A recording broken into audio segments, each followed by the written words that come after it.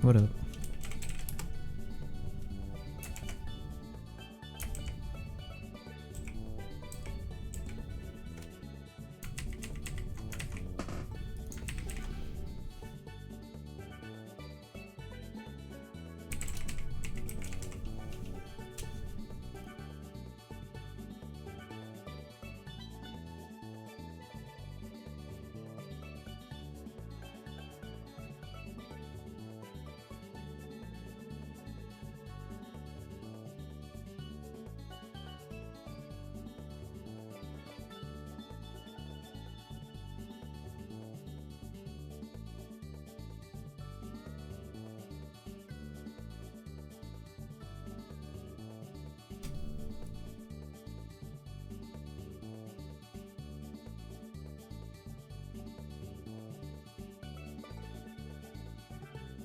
Alright. Maybe I'll actually get time to do a database update today.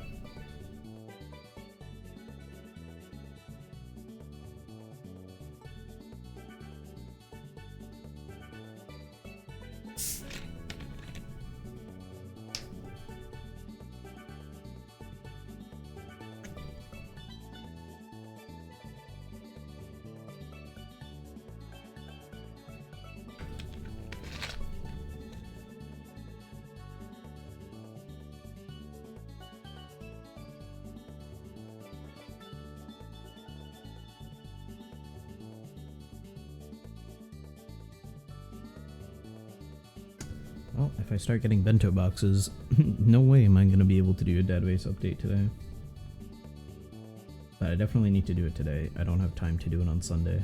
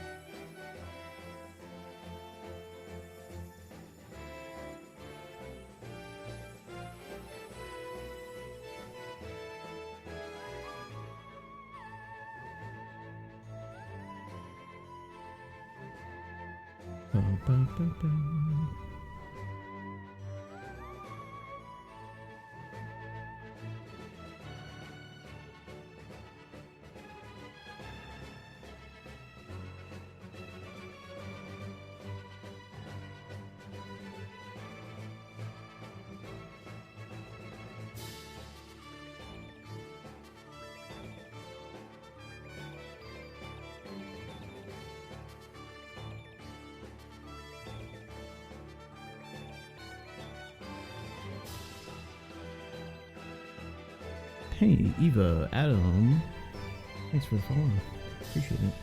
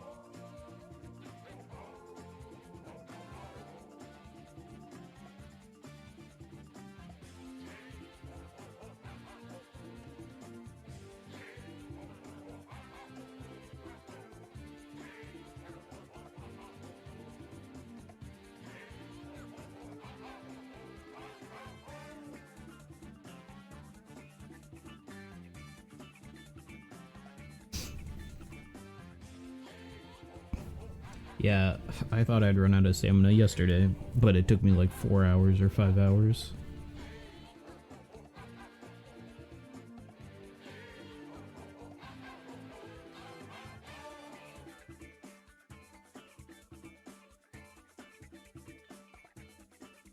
That's why I need to automate the database update, so at least I can do like a preliminary, like, this is Bandai's wording, I'm just throwing it in there so that way I don't have to deal with it. And then I can just reword stuff at my own pace. Because they always add in new characters when there's events happening. Like, you literally can't.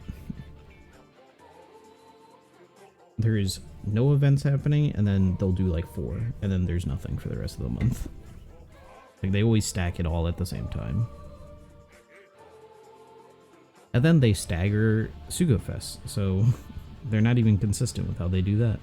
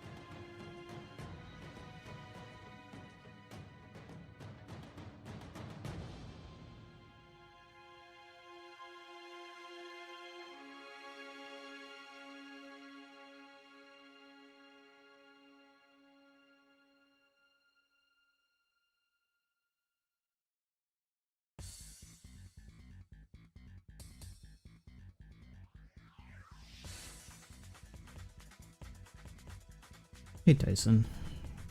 Just doing some painful treasure map farming. Despite this being an easy treasure map, but also no one's playing it. Like, there's a really low amount of people playing treasure map.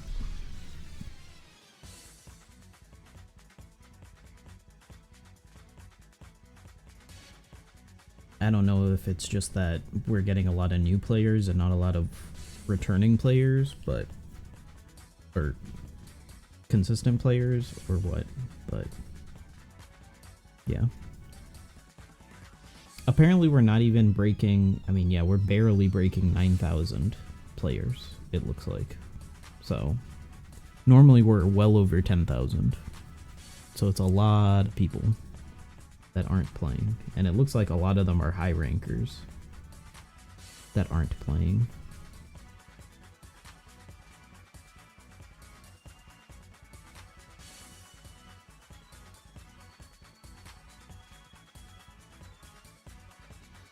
Is there a better captain I can use?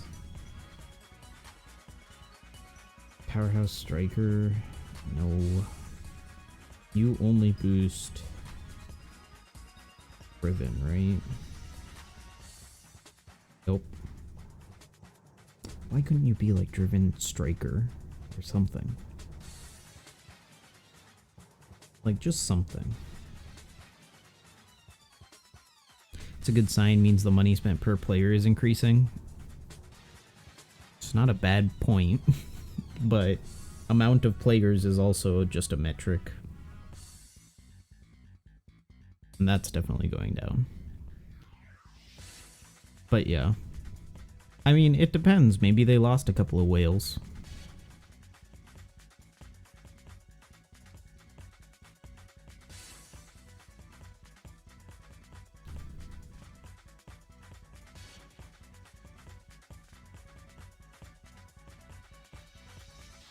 AF makes up for it on their own. AF probably pays for the entirety of the game. Like, all the costs of production, AF probably pays for. I would not... I genuinely, I don't think that's incorrect. Like, the cost of production... Like, maybe not marketing or other stuff, but, like, paying for art and, like, paying the voice actors and all that stuff. Until that unit shows up, it might generate a lot of new and returning players. I don't think it will. I think Bounty Rush is also going to get that unit at the same time, and more people will want to play Bounty Rush than OPTC, because OPTC is not exactly a game that is easy to get into. And I think Bounty Rush is going to get all the players, and OPTC is just going to burn out. And that will be it. OPTC is just going to be done.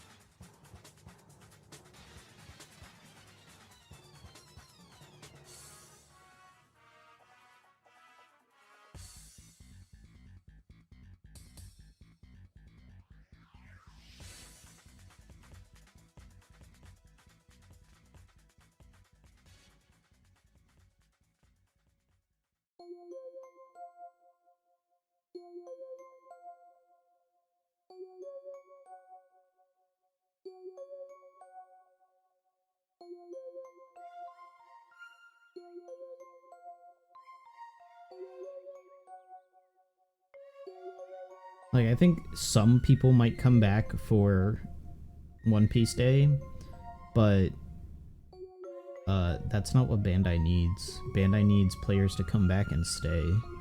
And the issue is, if you quit for a month, you will get treated like a new player. So you're back in East Blue, and you don't have the new units from the past month or two, and you're playing catch-up again. So, like...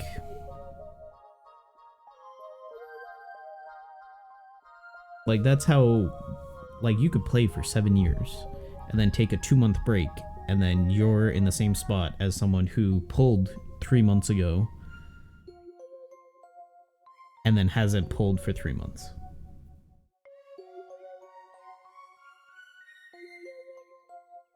And that fundamentally just doesn't work. But, like, it's not a good model for a gacha game. But that's not how Bandai thinks about it. They have their own perception of how the returning player experience should be. And they think that it's enough to just be like, hey, we'll give you 50 gems and a legend ticket if you're a returning player. And the legend ticket is only up until Soba Mask. So, have fun.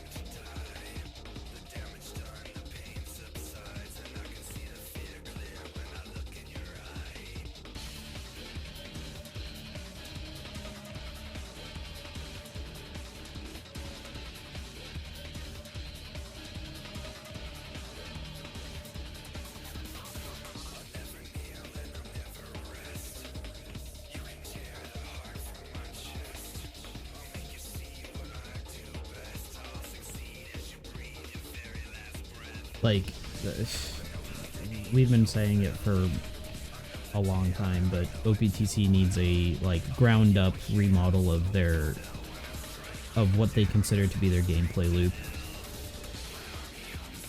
Because the current gameplay loop of OPTC is, like, unrewarding. The only rewarding part of OPTC is pulling a new legend. Like, Super Kizuna isn't even designed for it to feel rewarding. It's designed for you to lose. Like, if you're making a game mode where it's designed for you to lose, like, that's also just, like, fundamentally challenging.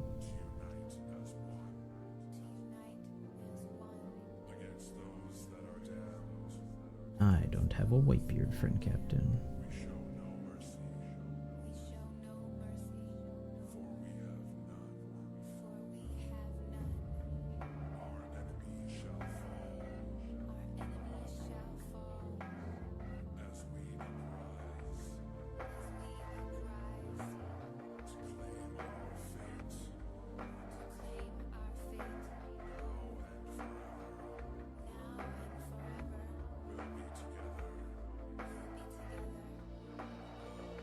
I mean, I will say Pirate King Adventure is a better concept than Treasure Map.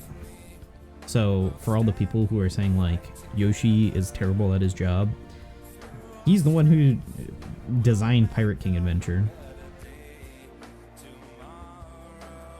Replacing the mode and immediately putting it on hiatus. Yeah, that also...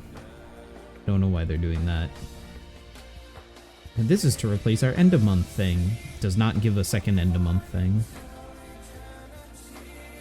Pirate King Adventure is going to suffer without anniversary event power, honestly. I don't even think so. I think it's better than... I mean, compared to Turtle Event, the issue is that, oh, you can't run it fast enough to get enough turtles. It's like, you're getting better turtle drops. I get Elder Turtles and Princess Turtles more often in Pirate King Adventure than I ever did in the other Turtle event. The issue is, Pirate King Adventure is really hard, takes longer to do a run, and you can do less runs per day. So...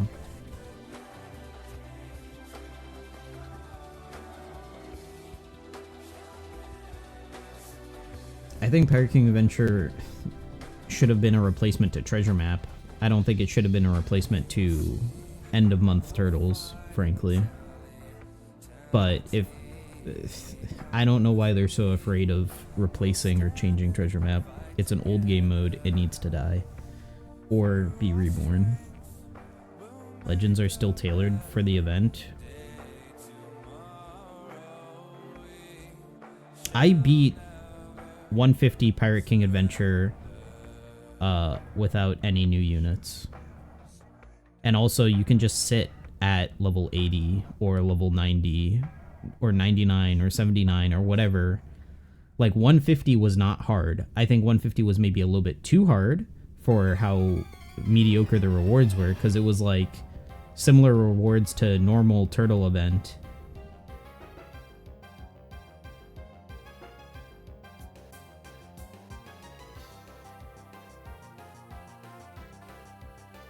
Like, I do agree that OPTC makes everything too difficult, but I don't think Pirate King Adventure is going to struggle. I think it is the best paced game mode out of everything. It's there for a month, and you can only do like 6 runs of it per day. Like, it is part of the, like, it is conducive to the design philosophy of the game should be friendly to casual players.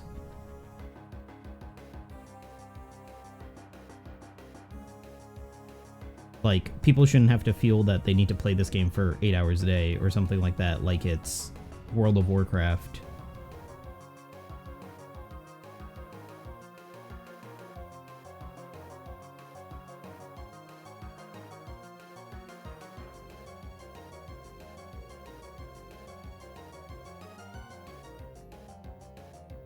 And I don't have a tandem. Actually, I don't need the tandem warp on this stage. Oh, it doesn't matter. I can hit 4 perfects. Nice. Yeah, like, OPTC has this, like, for people to even be, like, casually caught up with OPTC, it has such a monopoly on our time that it's like, it shouldn't. It has way too much of a monopoly on our time.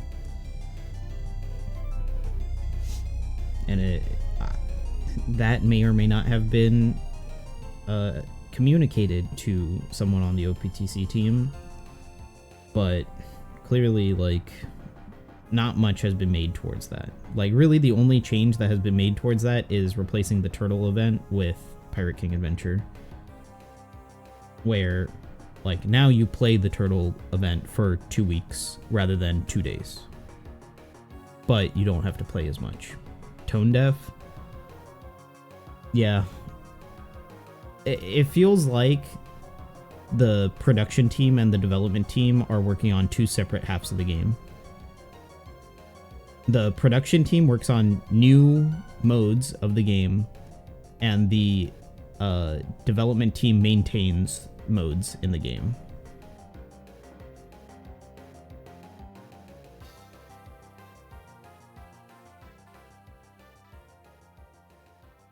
Turtle event, Pirate King, more free to play characters, but they wouldn't. That's the thing, they wouldn't. They have the opportunity to give us Kizuna free to play legend every month, and they don't. They give it to us sometimes every month. Like, it's every 3 months you get a Kizuna free to play unit. And why would we want free to play units when they turn out like Momonosuke, where he reduces 3 turns of despair? Like, no one realistically is going to use Treasure Map Momonosuke. Like, if they're going to give us bad free-to-play units, I don't care for free-to-play units. They're getting to the point where the only units that you use are the gacha units. It matters because they can actually make them good, but they don't. We've seen that they don't. What's a good free-to-play unit that has released? Like, Kizuna Shanks? This is probably the best free-to-play unit we've had in the last year? Genuinely? Like, this Luffy? This super evolved Luffy? That's probably it. And that's in, like, since 2022. Like, I don't have faith that Bandai knows how to make a free-to-play unit good. They used to. But they're putting, like, they said it in the last letter. It's like, SugoFest is content. So they're gonna make SugoFest the best content. And not even the SugoFest, it's the characters. Like, the reason you pull is to get the characters, not because, oh, the SugoFest is good. Like, you're just gonna get new characters, and that's what you should expect. That's why it doesn't matter what the step-ups are anymore. They don't bother to do anything fun with the step-ups.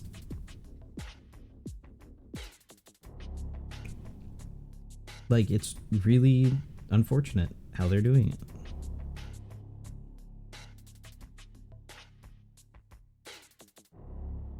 Like,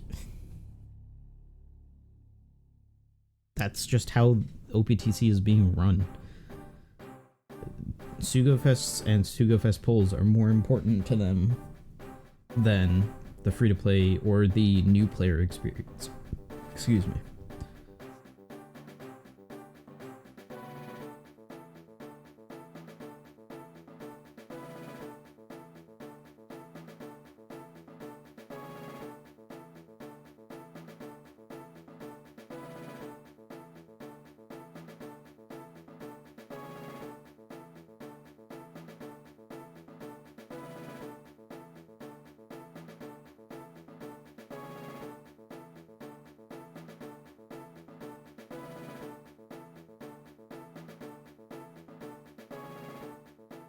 It's like, yes, I would love the quote-unquote more content response in OPTC. Do I trust that the content that they'll put out will be good? No, because if people just ask for blind more content, like, we're just gonna get, here's a raid boss for a day. Although, the last time we had a raid boss, it was actually interesting and fun. Like, the entire April Fool's raid boss was actually fun. But they're just going to give us arena, and the arena is going to be, use the new batch. This is basically just the treasure map fight, except in an arena where you don't get, like, cooldown reduction. You just get stat boosts.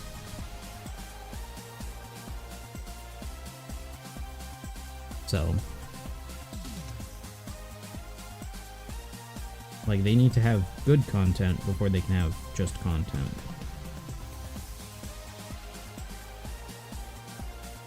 What's the points of units like versus Whitebeard? He'll never reach 24 charges. Yep. Like, when Whitebeard's not boosted and there's no cooldown reduction on super on versus specials, like, there's no point in using him.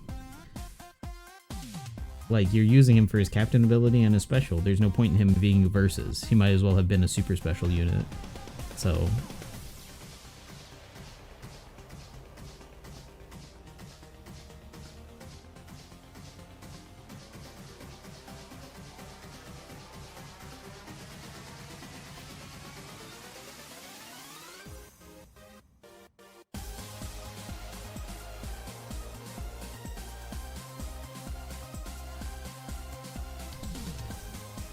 honestly, they give us more stuff to do and then have to wait for big events. Yeah, but then more stuff to do, like, if the stuff is just play this event for 3 hours and then you're done, like, I don't want that. I don't want, here's a raid boss that you can do your, like, 9 required runs in 3 hours and then you'll be done. I don't want that. I would rather them restructure Treasure Map and Kizuna to be like, oh, Treasure Map is a 2-week long event.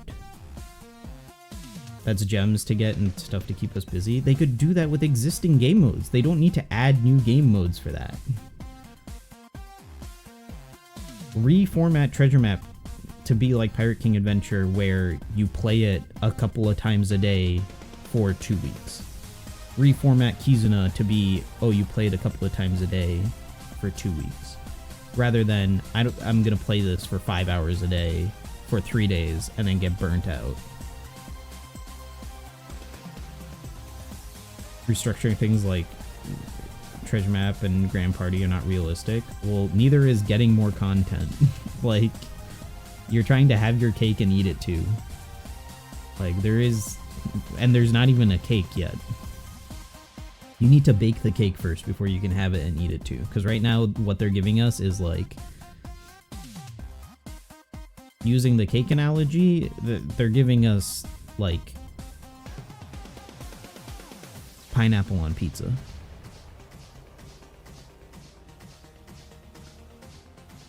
They had 9 years to make the change and they didn't do it. Yeah. That's why I'm saying I don't trust them to fix the game by just giving us blanket more content.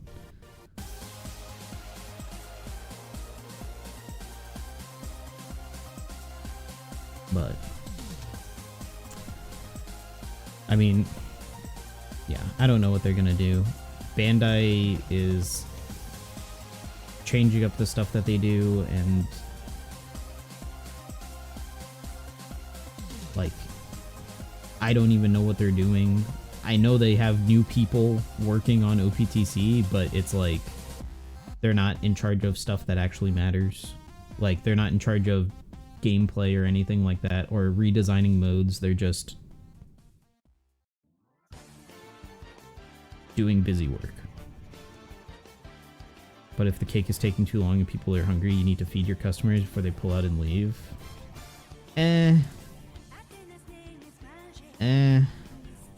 I don't think that's a good philosophy. I don't think just give it to them is a good philosophy. That's how you get stuff like shitty video games that are broken on release. I don't want OPTC to be like Gollum.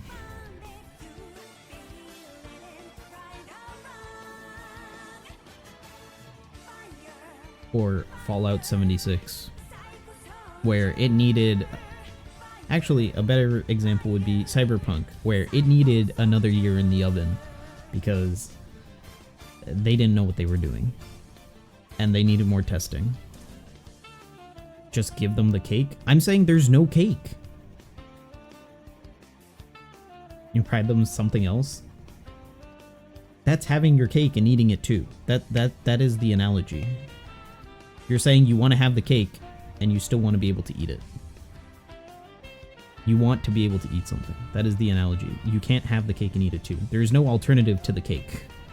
It's just the cake. Whatever state the cake is in, that's what it is. Just give them the cake as the current video game industry? Yeah, basically. That's also true.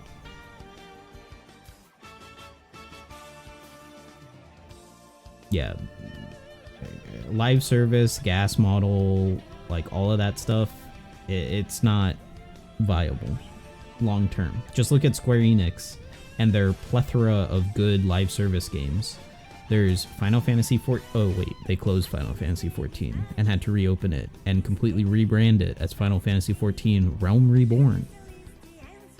That's a case of putting out something and it's sucking so bad that they had to cancel a game. Like, putting out something and it being bad just makes people quit the game. And it's not good for games. Especially games as a service. Like, you can't just say, here's stuff. You'll get something good later. Like, there's not even communication on Bandai's part to say, hey, we know Treasure Map sucks. We're gonna fix it. The last letter they put out was like, Treasure Map sucks, but other game modes suck. Maybe we'll change Treasure Map, but we're gonna change these other modes first. It's like, just say you want to change Treasure Map. At the very least, give us that.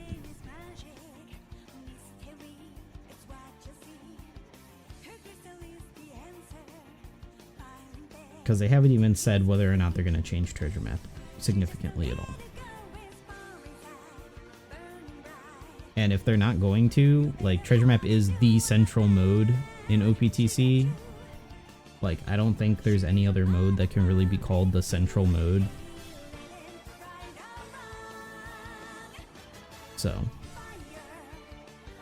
course they won't, as long as we have people jerking themselves off. As long as we have people like Rizzy who, like, harasses people for not pulling. And will, like, criticize people for not pulling and stuff like that. And, like, brag about how much they pull. It's unhealthy. It's borderline, like, gambling addiction stuff. Holding out hope for them to change treasure map is a waste. Well, yeah, that's why I'm not holding out hope. Either they change it or I quit. Like, that's it. Better off holding your breath on when they add more story to the game for more gems. I don't know why people see story mode as more gems. It's like 10 more gems. Maybe 15. Story mode is like the worst way of getting gems because it's one time only and it's such an insignificant amount of gems. You get like 5 for completing the island and then like maybe 5 more along the way. Or maybe 10 for completing the island. That's gems you didn't have. I don't know. I think the philosophy of we need more gems is bad. I think the philosophy should be our Sugo Fest should be cheaper.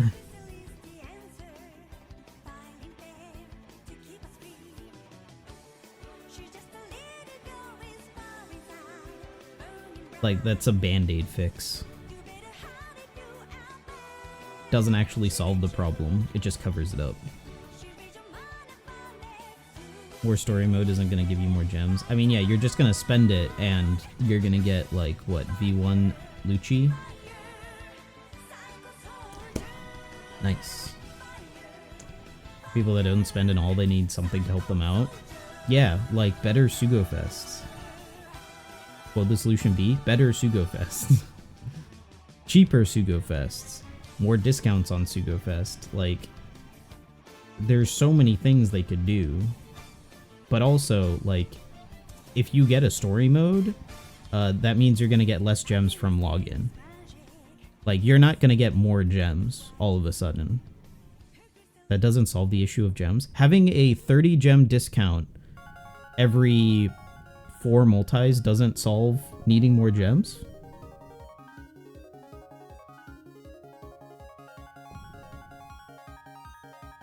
Spending less means you can pull more.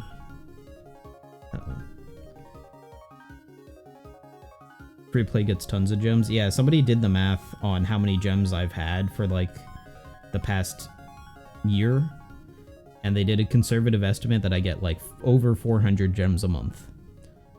So by that logic, that puts you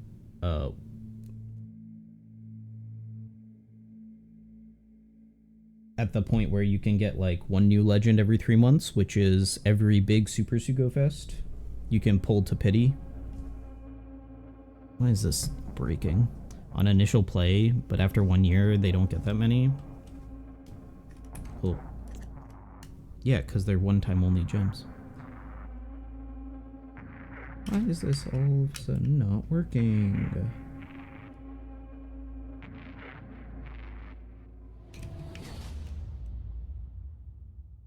There we go.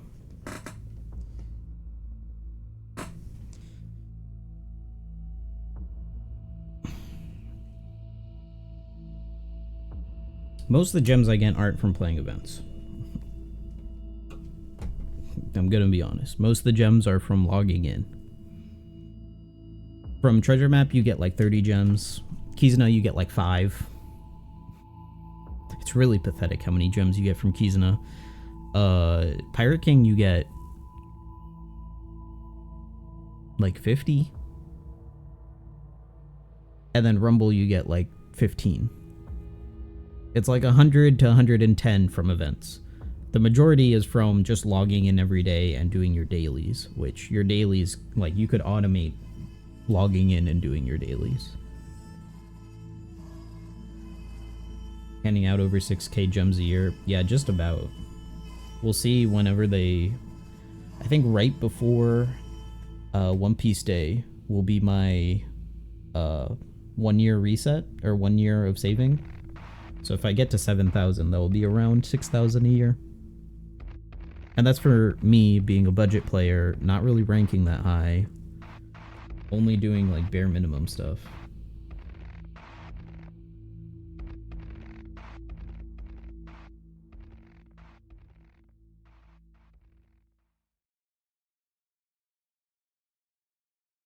Like, I would rather them put in every Sugafest, we would get a discount on the first multi-pull than them adding a new story mode every month.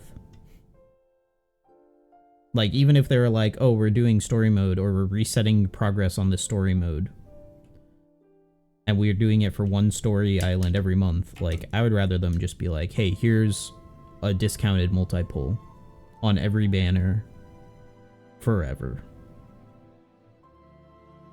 Because one of them requires time investment. The other one is free and follows up with their philosophy of we want people to pull more. Because if you can get somebody to pull once, they're probably going to pull more than once. Like, impulse control is not something strong with gacha players. Like,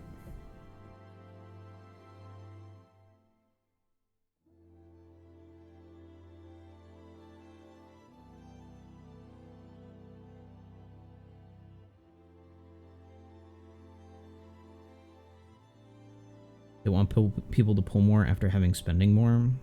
They won't do one without the other.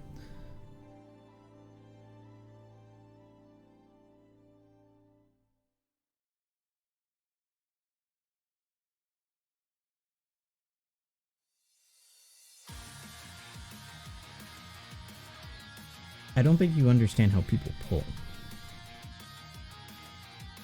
People are more willing to pull if they feel like they could get lucky by pulling more. And if that threshold to pull more is lower, then they'll pull more. There was a time period where everyone was like, I'm going to do 4 multi-pulls and be done. Because it cost 131 gems to do 4 multi-pulls.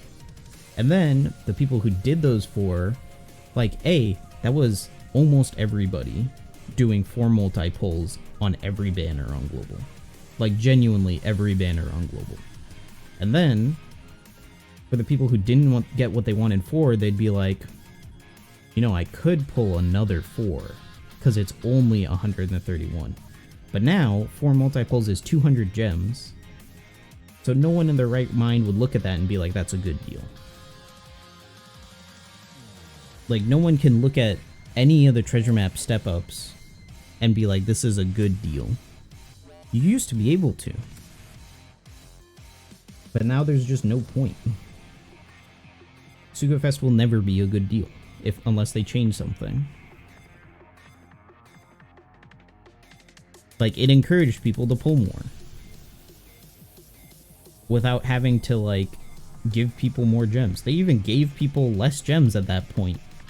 But people still wanted to pull.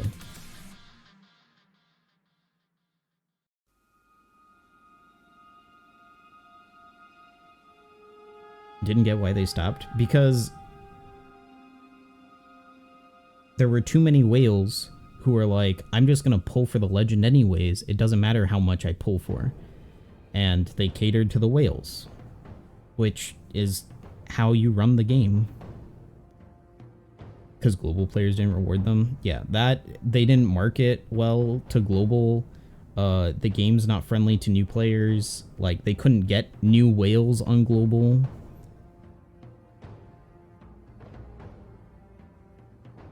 Like, if they did, like, the Film Red style 2 new legends a week with all these discounts, everyone would be pulling for them.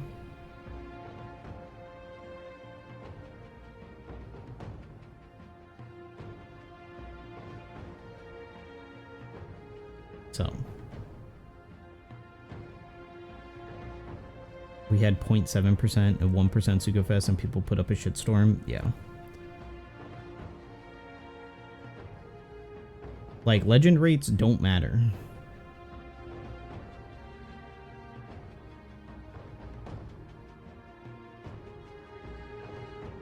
I need to use that special. Almost goofed. Could still goof if I don't hit my perfects.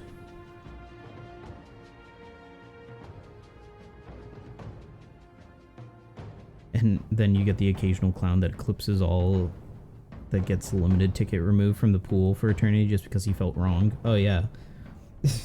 Global used to have limited legends on the normal ticket pulls, and then somebody made a big hoopla about it on Reddit, and then it got removed from Global because he wanted it on Japan.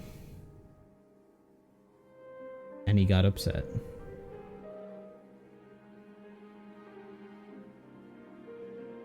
Like, people's first response is to complain. With, like, 90% of the stuff that happens with OPTC.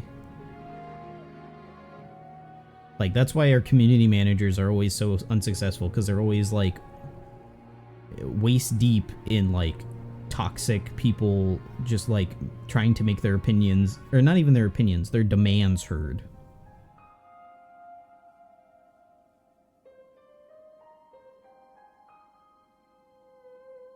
Like, they don't care about, like, explaining their reasoning. They're just like, more content, blah, blah, blah. You were pushing for higher rates, and whereas a static when Nick seemingly managed to push for it. Yeah, like, actual...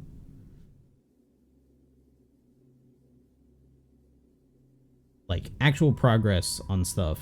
And then people were like, oh, now it's just a little bit better. It's marginally better. And it's like, progress is progress, dude. Like, who cares?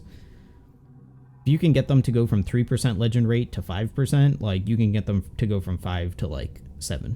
But people just complained, like, oh, 5% is so low.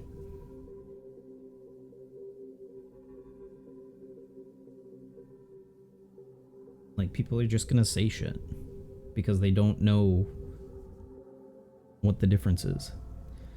If you give a Sugafest 15% increased rate but dilute it by allowing every legend, comes just as good as a regular Sugafest. That's why they dilute it. And also, rates aren't split evenly. Your new legend is gonna have the same rate. Always. Generally. It just means you have a higher rate of pulling legends instead of golds. You're going to have a similar rate of pulling the new legend, which is already high.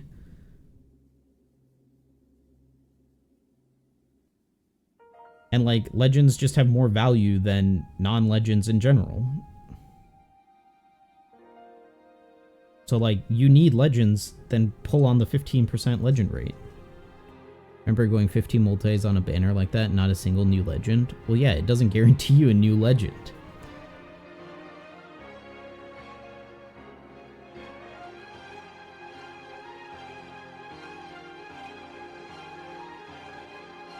Like, if you want that, then you need to ask for that. You need to be like, the pity needs to be lower. Rates won't ever change that. Like, that's just RNG. Like, you can't just magically get more lucky with a higher rate. Randomness is randomness. You have asked for it? Yeah, but that's not what everyone asked for. Everyone is like, oh yeah, just give us higher legend rate. 15% is so low. Blah, blah, blah. It's like, ask for discounts. Your 15 multis gets you a whole lot closer to pity if you had discounts. Regularly. More so than if you had more gems. Because then the Sugafest that you care about, you can pull on. Global Head Legends guaranteed at 15. Global Head Legends guaranteed at 7. Not only 7. Global had Stampede Sugafest Legends guaranteed at 7, where the first multi was 10 gems, the second was 20, the third was 30, and every multi after that was 30. It cost, like, what, 180 gems or something like that? Or maybe it was on 9. I think it was on 9, not on 7. It cost 240 gems to get Stampede Luffy and Stampede Bullet individually, like 240 each. And that was 5 months after their release. And people, like, I saw that and I was like, this is literally the best Sugafest you can ever have ever. Like, genuinely the best ever. And people didn't care. People were like, this is great for people who didn't have Luffy and Bullet. If they did that now, people would love it. Exactly. But they know that, like, they don't need to. You have whales who will just pull, no matter what.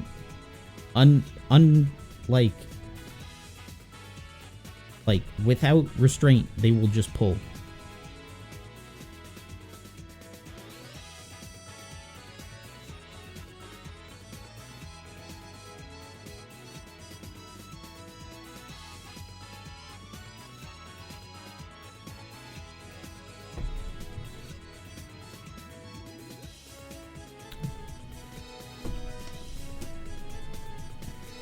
What the heck?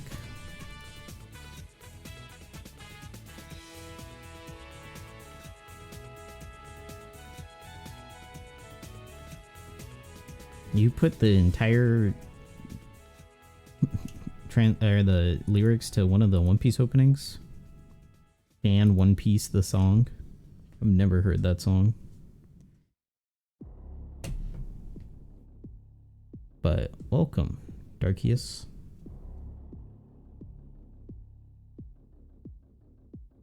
I think this chain attack down isn't attack down. I think it's damage down. Reduces attack of normal attacks. I don't think it does that. Maybe it does.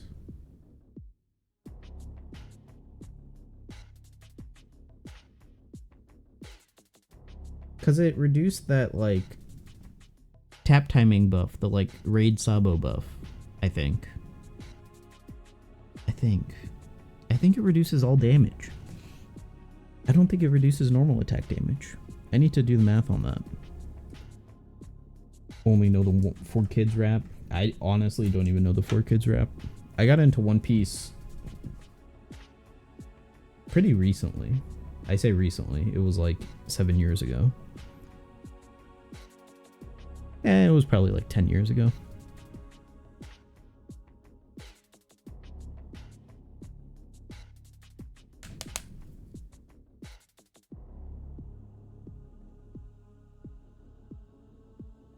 Which was well after the 4Kids era.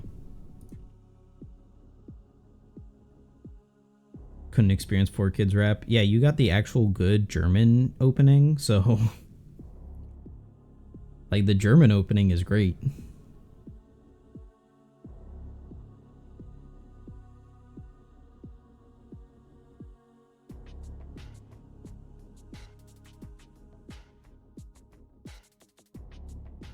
Thanks for the follow, Darkius. Appreciate it.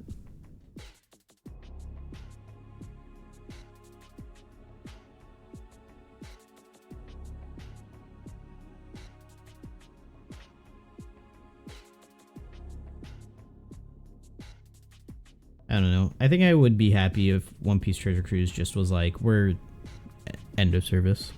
But I don't think it will happen this year or next year. I think they're going to wait like 2 to 3 years for it. Because I think Bandai and or Toei might just be done with it. But still can't believe that opening was greenlit. That was when, like... that was when One Piece was... or the concept of One Piece was, like, pretty new. And, like, anime in general in the West wasn't, like, understood. They thought it was just, like, goofy teenage, like, kid shit.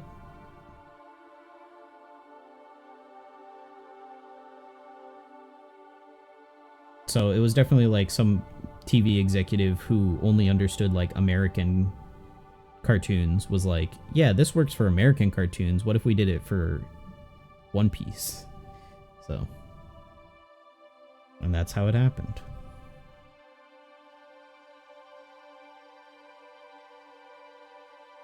I actually want to hear an insider from Gacha to tell us what the regulations are on shutting down a gacha, like what steps are required. It would probably depend on what gacha it is, what franchise the gacha is from, because like Genshin is fully owned by MiHoYo or Hoyo verse or whatever they're called now, but OPTC is owned by Jump and Toei and Oda technically.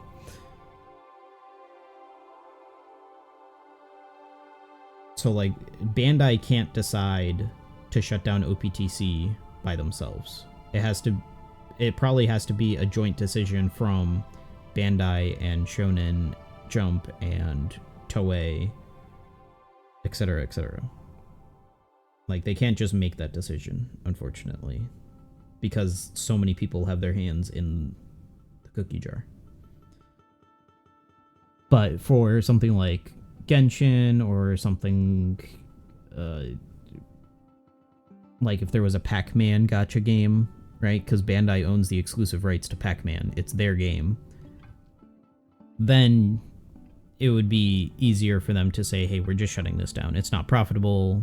And then they would take the steps to shutting it down. But when it's a licensed property like that,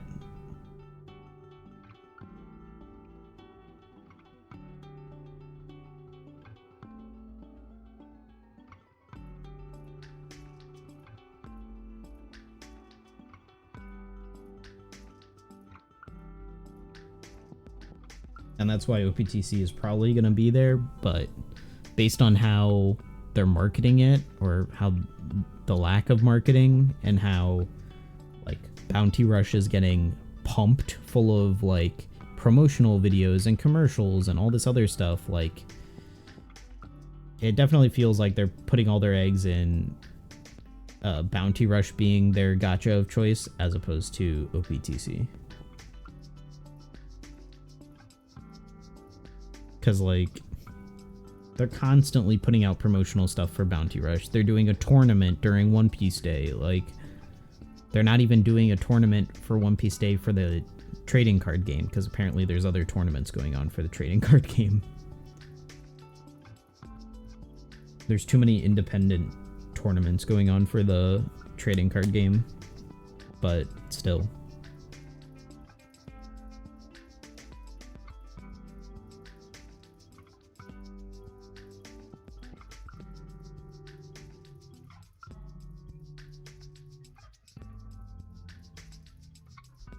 That's on them, though. I mean, that's on Jump to organize that kind of event. I don't think Toei has a big hand in... Well, Toei probably is involved in the event at a high level, but, like... I don't think Toei... Oh, no, Toei might have a hand in the card game. No, they would, yeah. Tell organizers in advance you plan to hold a TCG tournament so independent organizers can schedule around it. I don't think they expected the TCG to have an actual competitive player base like it does. I looked into it a little bit because I actually didn't expect it to have a player base at all either. I thought it would be like a collectible focused card game, kind of like how Pokemon is more so than a tournament, like more than a trading card game, it's a collectible card game. But no, there's people actually playing it, so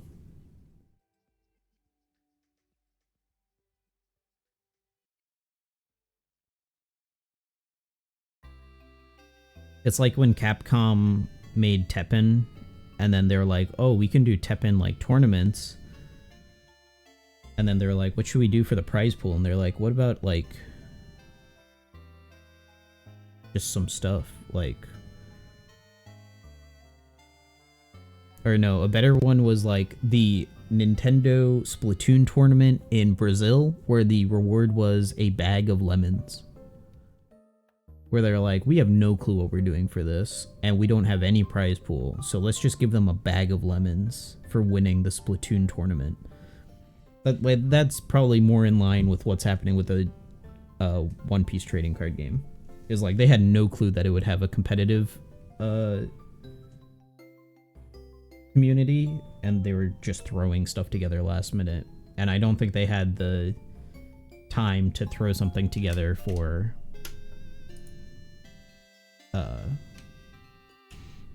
One Piece Day because of all the independent events.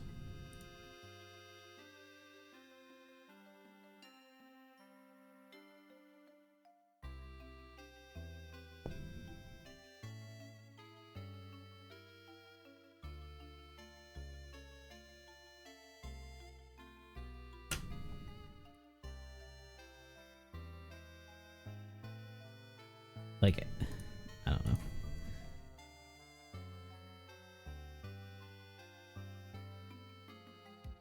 It's going to be very telling to see how much they put into OPTC for One Piece Day.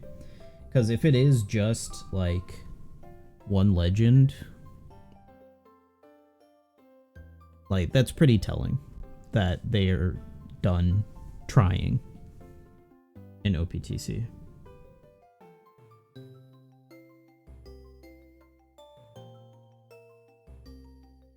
Even Yamato releasing on, well, around One Piece Day. She didn't release on One Piece Day, I don't think.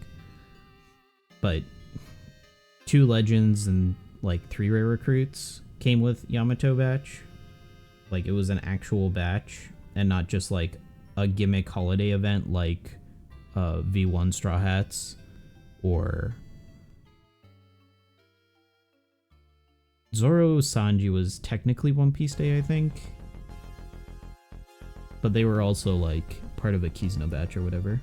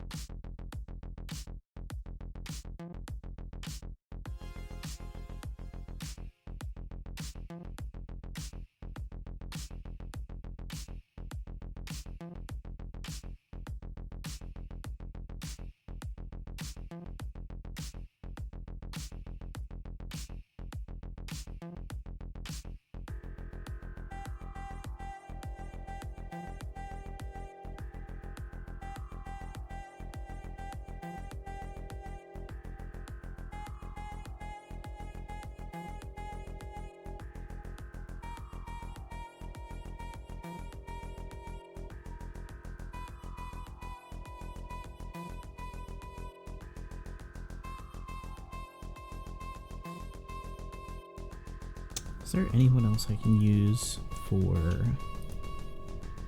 defense reduction?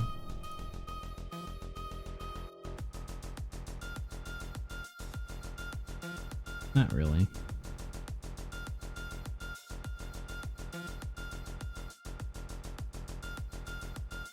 Yeah, not really. I could use a Shuradoji.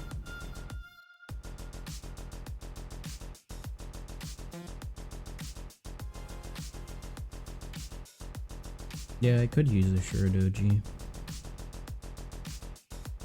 And then I can replace Cavendish Barto with... How much is your point boost? 2.5? It's not going to be more points. Then attack booster. I have 0 options for attack boosters. Cool. I guess I can do Kaido. Even though I don't have him super evolved because I didn't get enough tickets in Kizuna. Because Bandai hates super evolutions.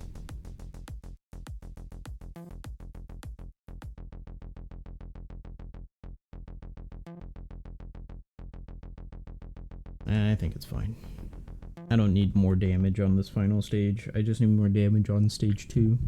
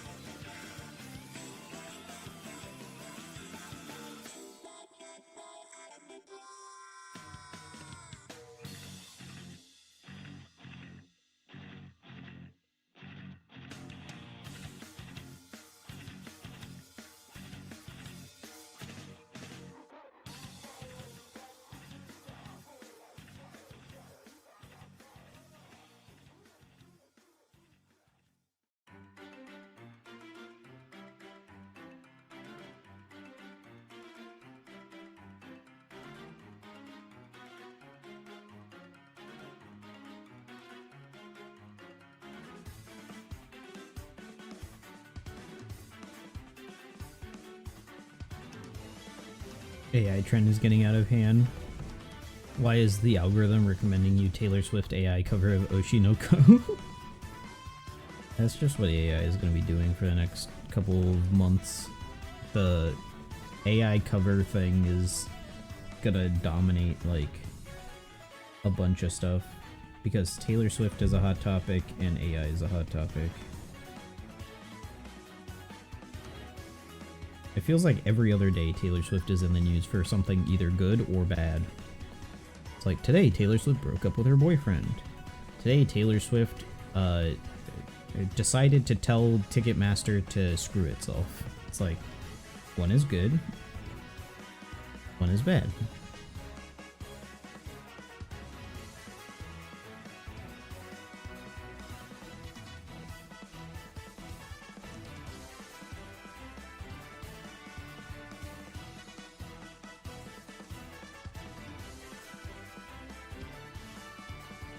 Hearing celebrities talk in languages they shouldn't be able to speak is just bizarre. Yeah, that too.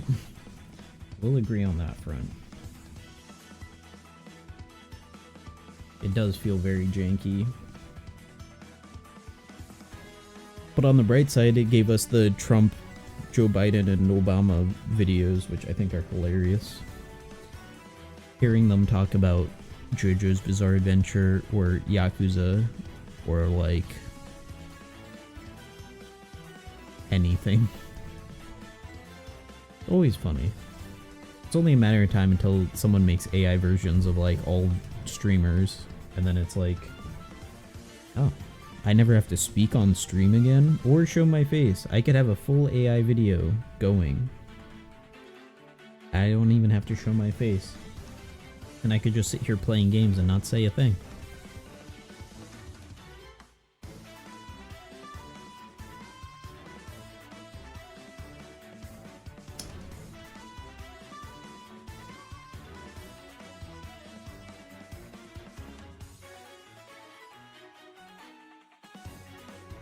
Oh, more stamina refills.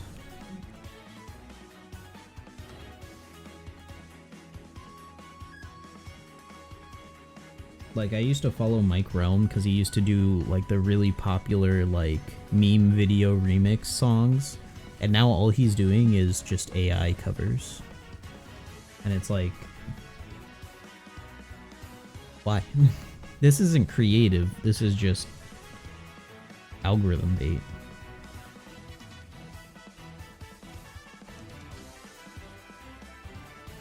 I need to purge my YouTube subscriptions. It's like, there's so many people where it's like, I don't watch you and I also don't care about what you put out. So like, I don't need to be subscribed to you. Or they're like, had some problematic thing happen.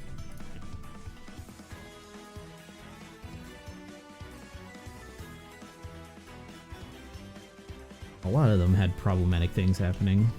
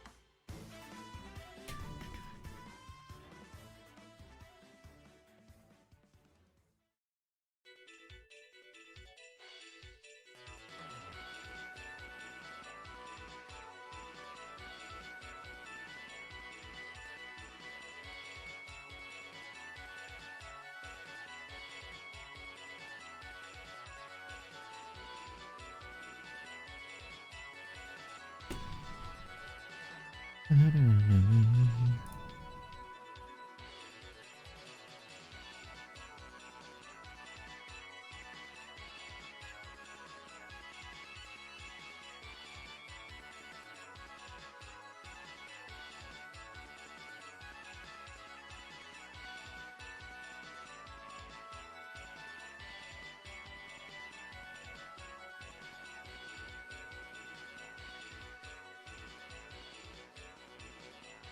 Oh yeah, there was an AI cover I heard the other day of what's that fucking cat's name? Neko Arc. It was an AI cover of Cruel Angel's Thesis. No, not Garfield. It was Neko Arc. Wait, somebody made a Neko Arc, the Number of the Beast cover?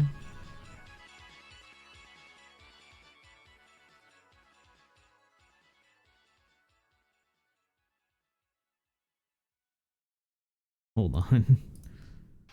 Wait a second. They did a Number of the Beast cover. Yeah, I think the only AI covers that I really enjoy are the ones of like Neko Arc or like characters that are clearly fictional. Like SpongeBob singing like gangster rap. Like those AI covers are actually interesting sometimes.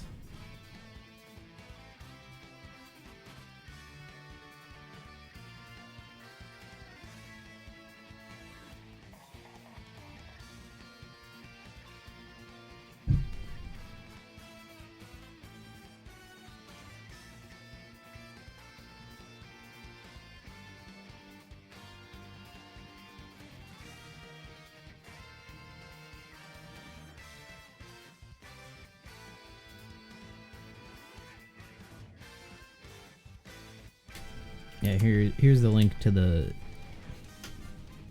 Here's a West Virginia one. Oh, the West Virginia one is new. West Virginia, Mountain Mama. Hey, Red Halo.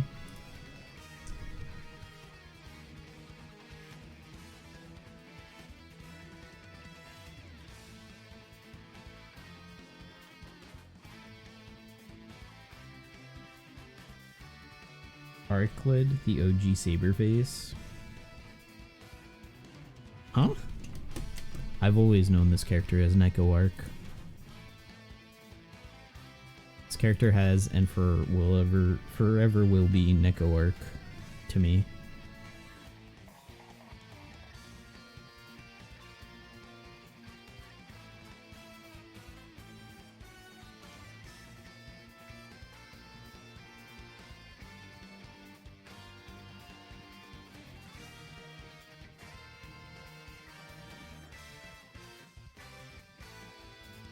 The Neko version is just a parody.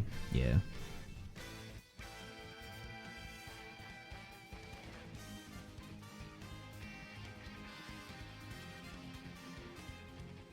Regardless. This is the only AI thing I want to ever see.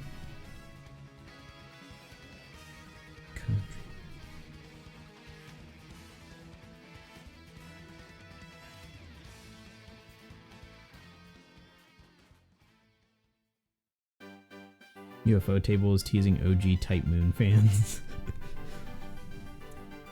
I'm not surprised.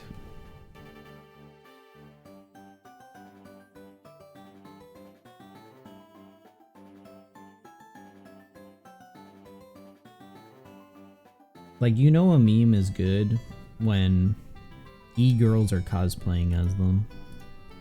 And I've seen e-girls cosplaying as Neko Arc. God damn, this animation looks good.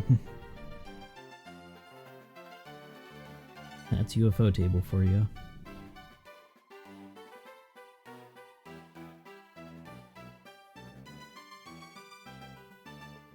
I think UFO Table is still one of the best studios at combining 2D and 3D.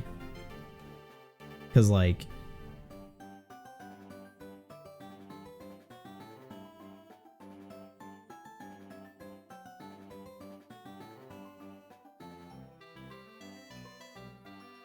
they know exactly how to blend it and how to stylize the 3D elements so that way they look natural. Studio Orange, yeah. Yeah, there's like a couple that do it really well. Who else does it really well? There was... I haven't seen... What have I seen of Orange? I guess B-Stars, but... Oh yeah, Trigun Stampede. That's right. Trigun Stampede looks nuts. I remember when people saw Trigun Stampede and they're like, it's 3D, it's gonna suck, and then it came out and it's like, oh god damn. Trigun Stampede looks sick. Like... I don't think anyone can question that Trigun Stampede looks nuts.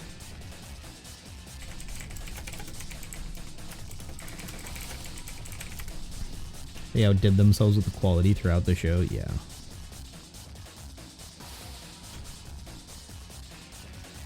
I mean, even Mappa does decent 3D stuff. Not crazy good, but decent. Like, they blend it really well, but it's not like... It feels like they hide it really well as well. For a lot of Mappa's like really 3D heavy shots, so... Trash Taste had the lead on their podcast. I never got into Trash Taste. It's like, I understand what Trash Taste is, but it seems a little too shitlordy for me to watch. But it's cool that they're like... there's really nothing like Trash Taste for the anime industry.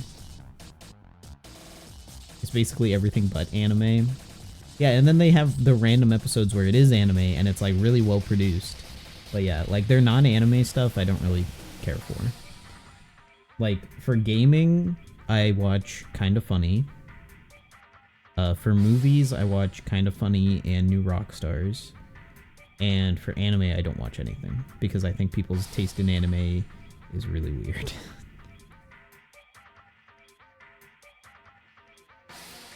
I described Love is War as JoJo, but a slice of life, and people thought I was weird. And I don't think I'm incorrect.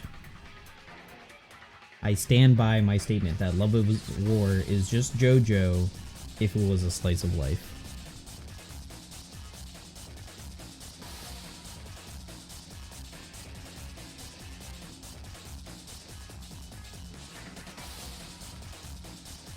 So yeah, everyone's opinions on anime is just wrong. Even your own. My opinions on anime is wrong.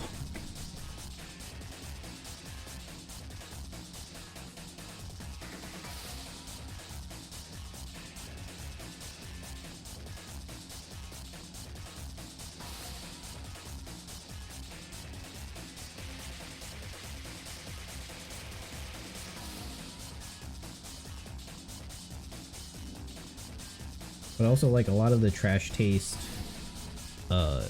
culture has a lot of overlap with stuff I don't care about, like VTubers and stuff like that. It's like I don't follow any VTubers. Actually, I do. There's a couple Twitch streamers who are VTubers, but they're more Twitch streamers than they are VTubers. So...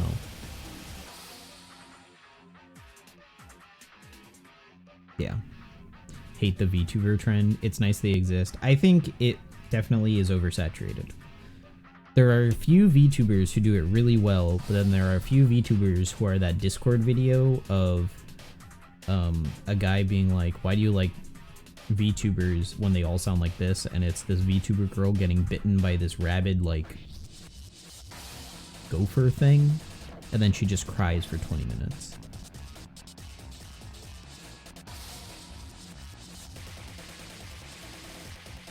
Like, that's basically my VTuber experience. However, I do like it when Japanese VTubers try to pronounce pepperoni. I always think that's funny. But that's about as much as I can take. There's a girl you've known for like 18 years now. She occasionally streams, and what content she puts out, you still kind of follow for nostalgia, but goddamn, VTuber phase is insufferable. It's like people thought they needed to change their personality to be a VTuber. It's like, you don't. Like, I understand the draw of being able to put a face to who you're talking to on stream, because not having a face cam is boring sometimes, but like, there is some value to just being like, I'm not showing my face. Like, or I have some other stand-in to show when I'm talking and when I'm not. Like, the PNG tuber thing where it's just a PNG that like goes from gray to like full color, like, that's cool. That's enough. Like, that's plenty.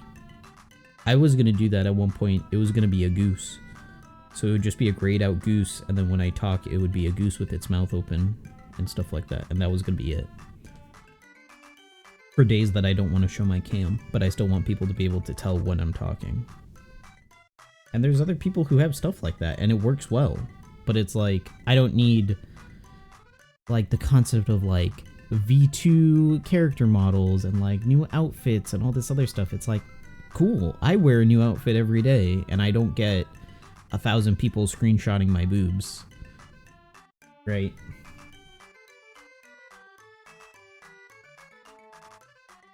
I don't know. It's kind of just like encouraged parasocialism, in my opinion, in a lot of cases. But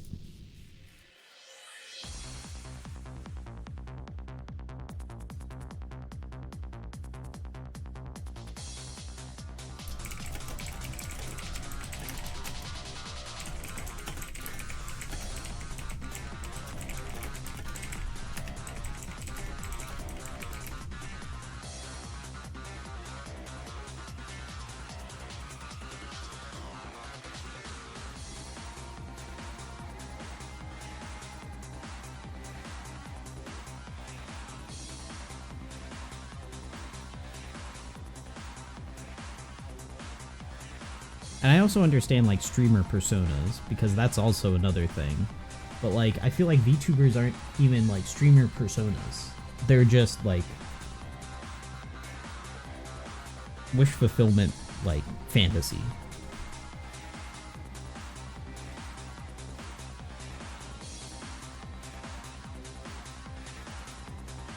Like, Dr. Disrespect was playing a character most of the time.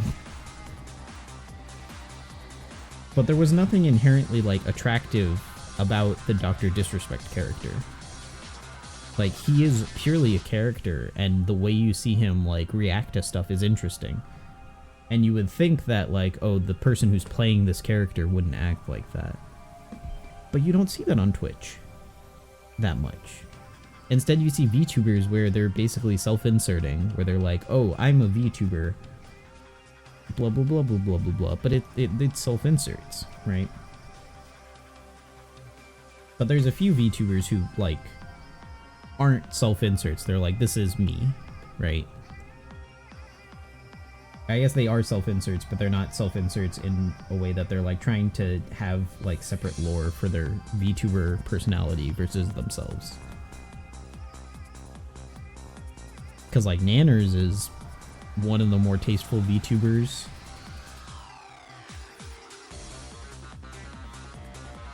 But then every other VTuber is like, they just want to be an ASMR Dami Momi or something like that.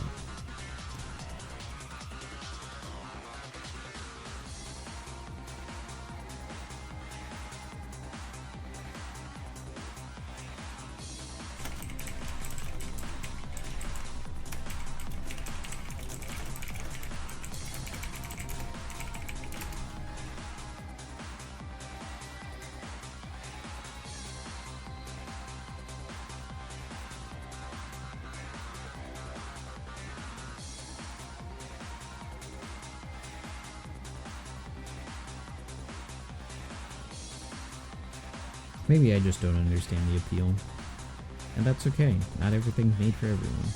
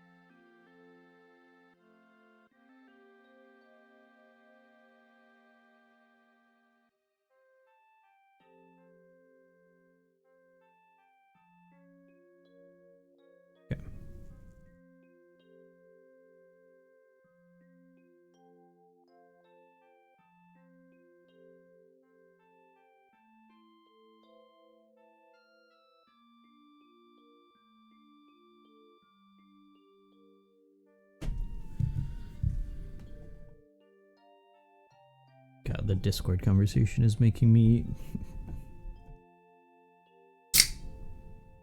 think about all the quality of life that we're never gonna get in OPTC at this rate. Like, I don't know how many things have been suggested that basically got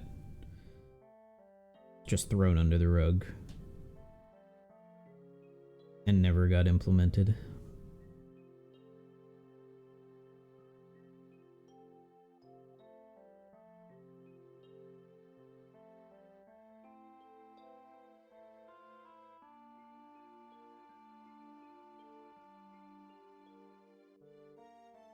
I guess I could use Carrot Wanda special on stage 2.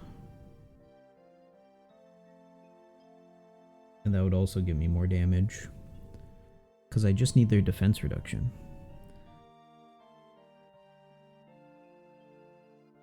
Oh yeah, they're proofread the text and then the next day there was a big typo.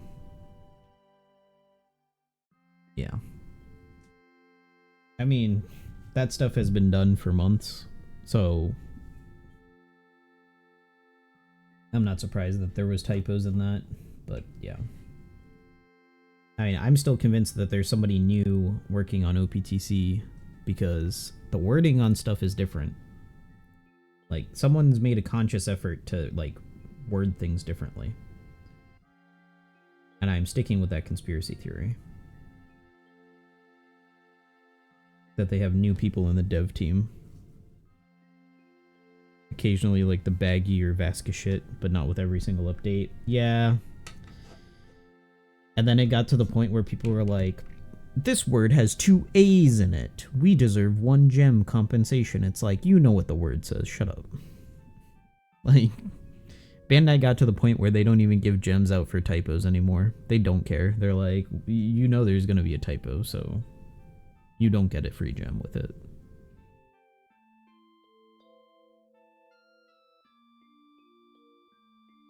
Oh my god, another stamina refill.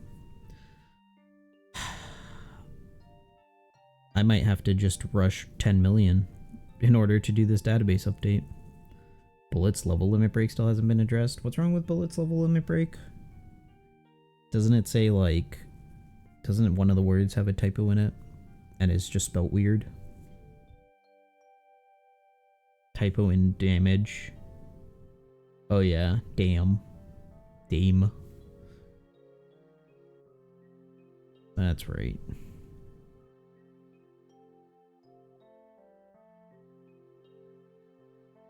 Yeah, I don't think that will ever get fixed. I'm just gonna be honest.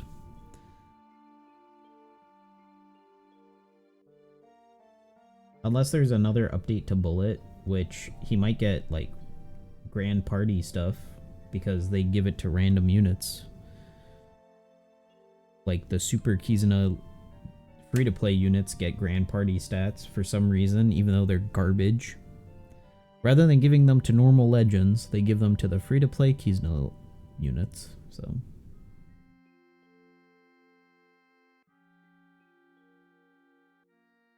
Like, it would be nice to have better Grand Party abilities and not just have to use Roger every month, but...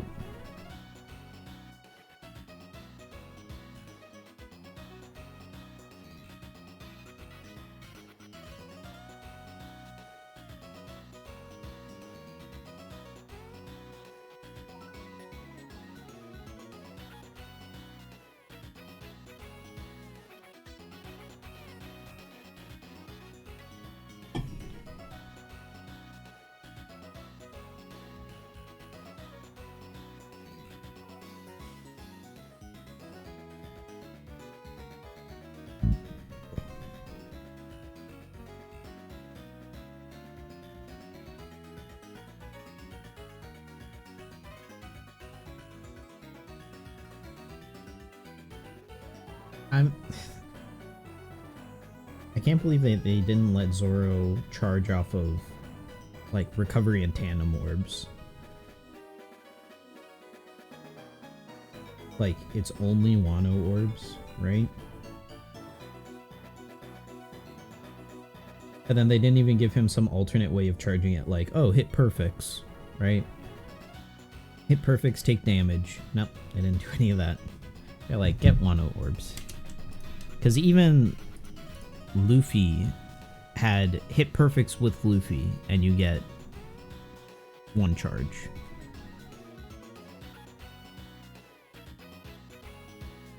And then you're maxed at 5 per turn.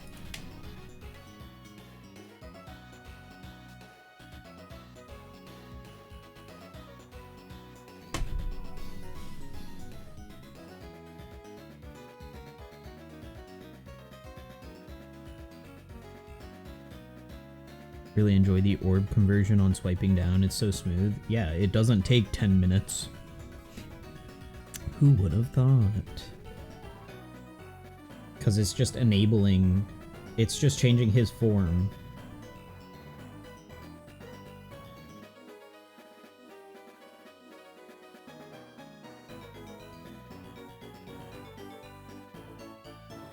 Like, it took, like, a good, like, second to change just Momonosuke's orb.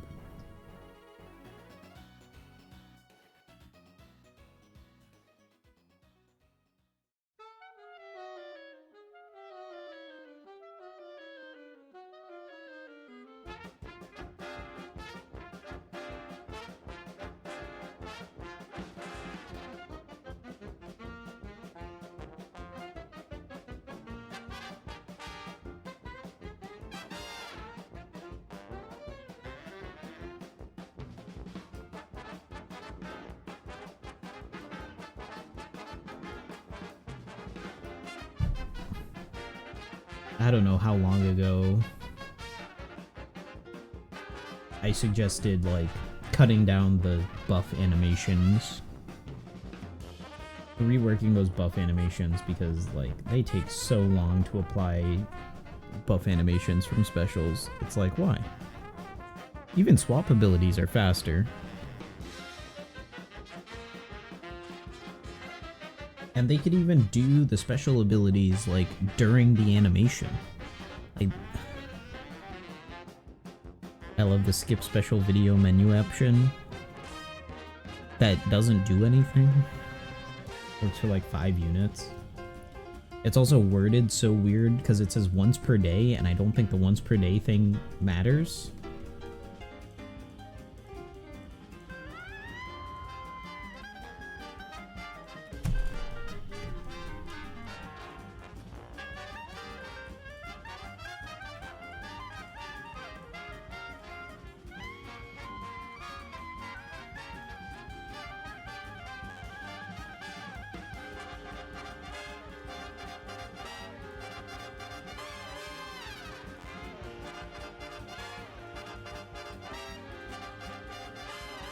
Did any of the anniversary units get that movie style special?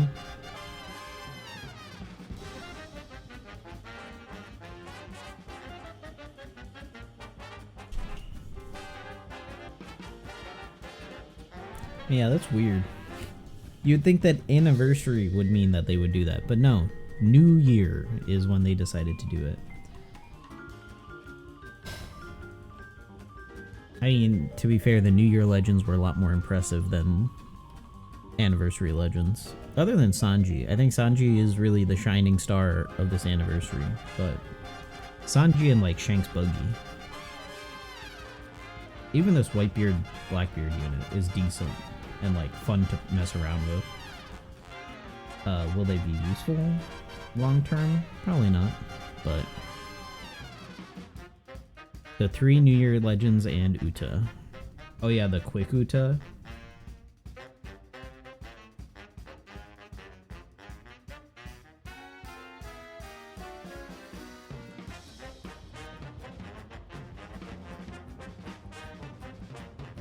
The Uta that I will never have. Because Bandai doesn't want to give us tickets with Super Sugo Legends on them. And also, every other Sugo Fest has Super Sugo Legends.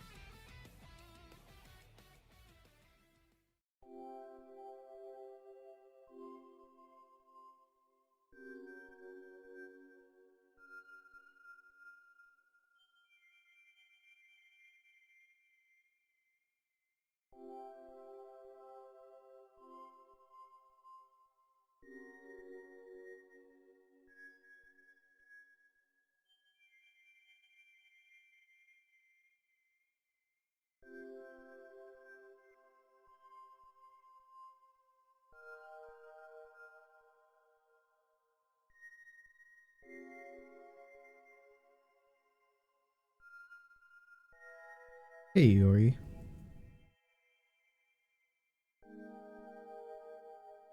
How you doing?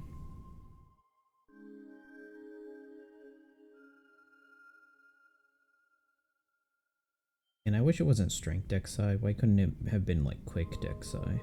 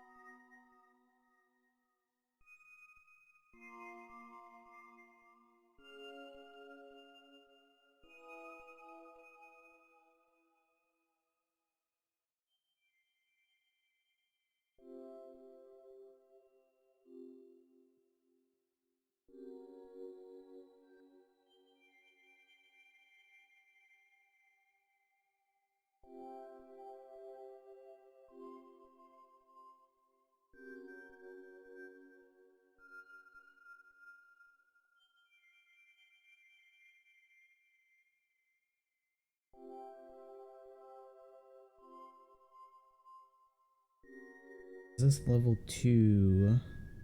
Still sets defense to 0.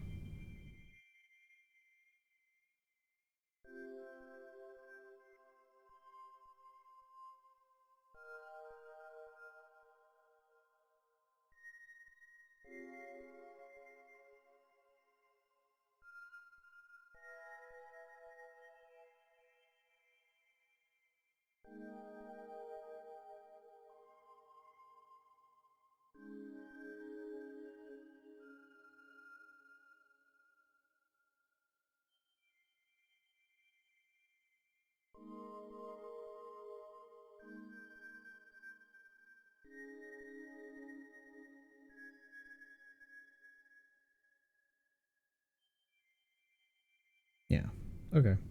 Using them on stage 2 works out a little bit better. A little bit nicer. I don't have to worry about swaps and stuff like that.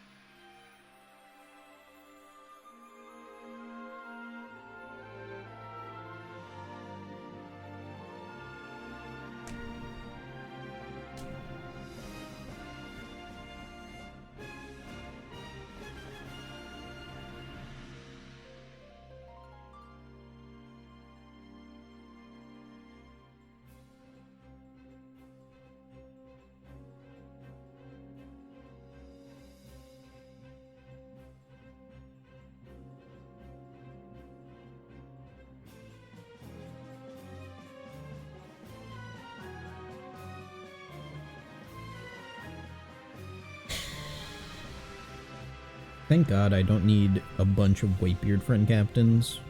I just need it once every 5 runs because I have no Whitebeard captains up.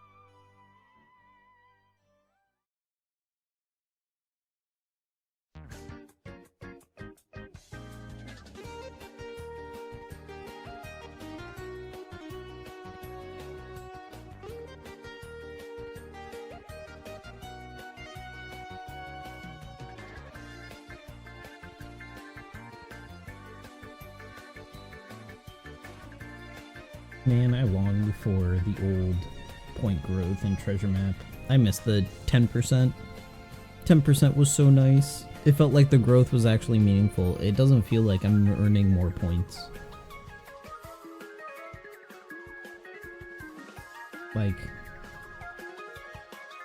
I think I'm making double points now. That still just feels bad. Like, it feels so slow and agonizing.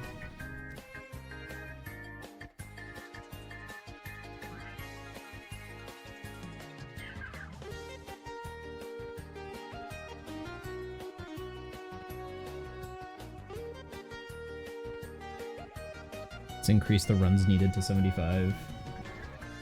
Let's add... It's like...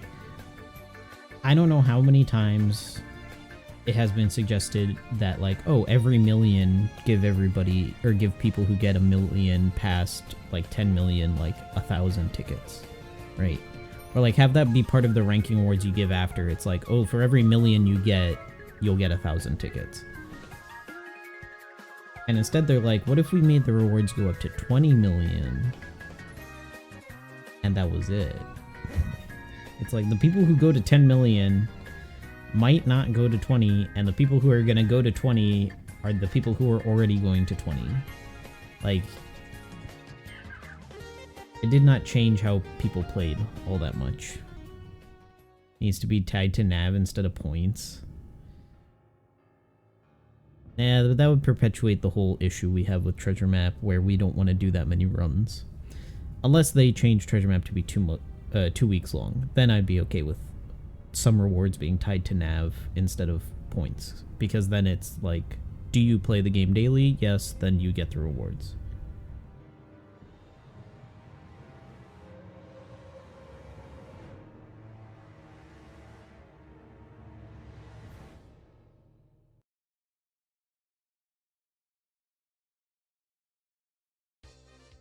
People at nav 700 getting 10 million will just have infinite ticket situation. Who cares? Bandai doesn't care about people having infinite Kizuna tickets. So that's my argument. Who cares?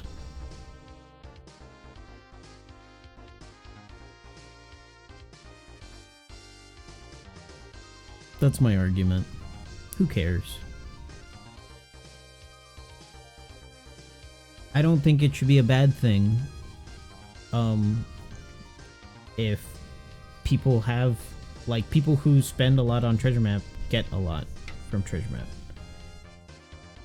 because the ranking rewards should just be good enough that people will do that anyways, right? The hard part about OPTC should be, I don't know, make it not 1,000 per 1 million. Make it like 100 per 1 million. Just something. But, like, I don't know.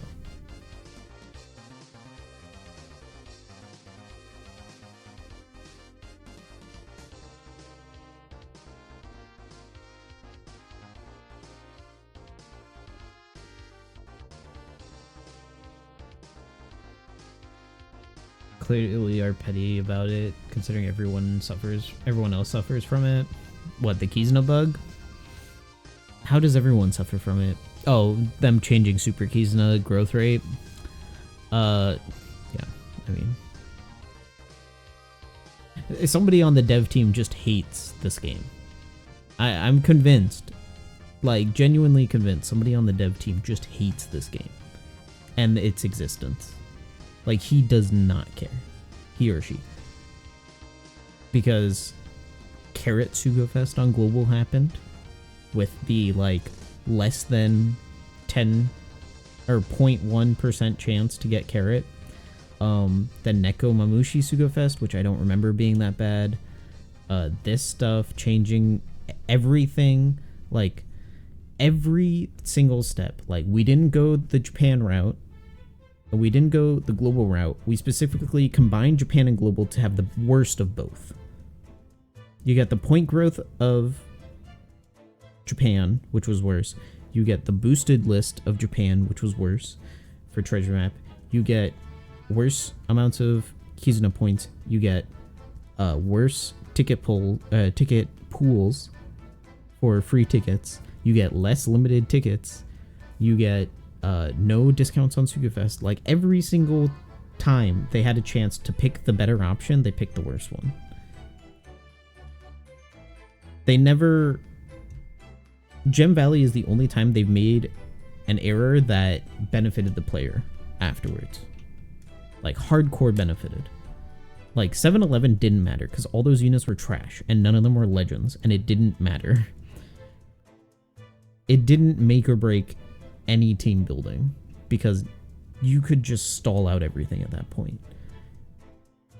Gem Valley was the only time where not caring would have hurt the game in the long run because of the introduction of level limit break and stuff happening. Like, that stuff was probably in development. They didn't want this to set a bad precedent.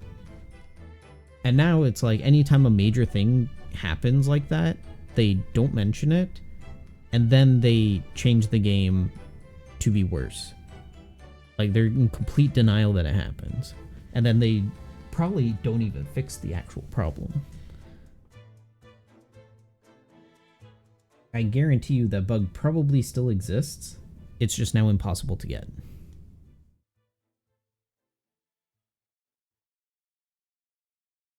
I don't know why Bandai doesn't use scientific notation for numbers. So many other games just use scientific notation for the numbers.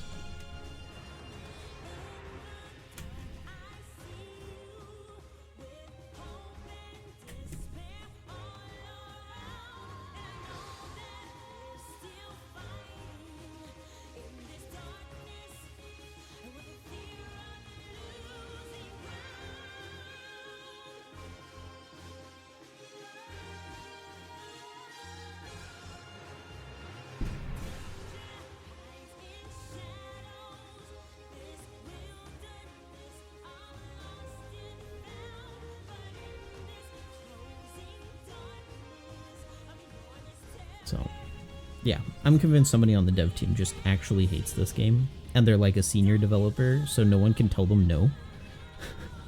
They're just allowed to just sit there and be a little gremlin about it. They're like, I hate One Piece. I talked to Oda once, and he laughed at my fan theory. And then ever since that day, he has hated One Piece. And so his only goal in life is to just, like, treat this gacha game that he thinks Oda cares about poorly. That's my headcanon.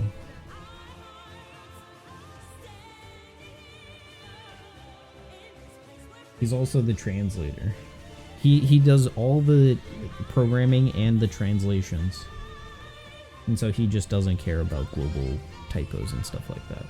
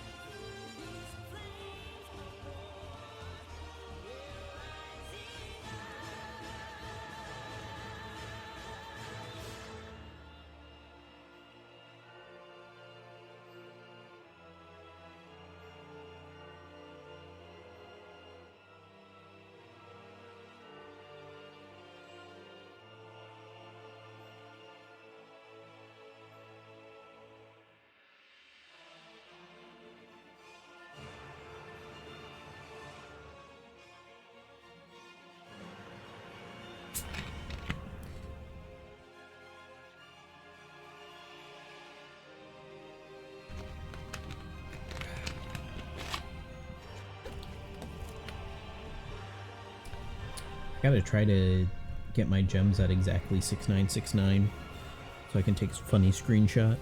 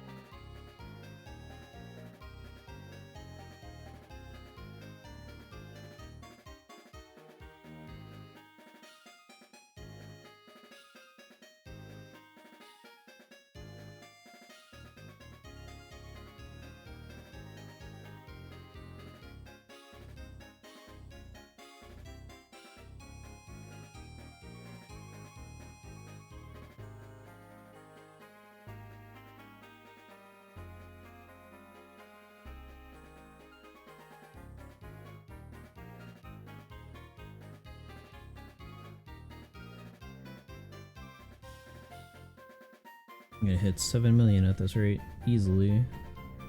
Not even final day.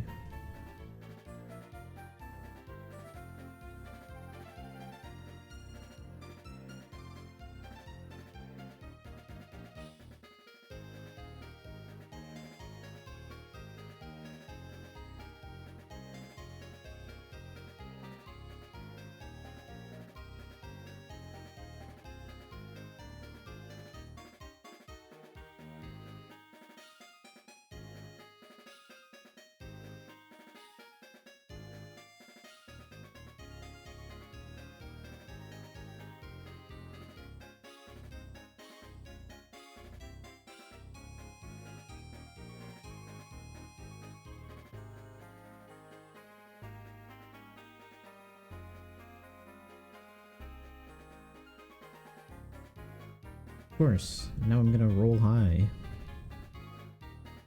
Perfectly get the stamina refill and then roll high.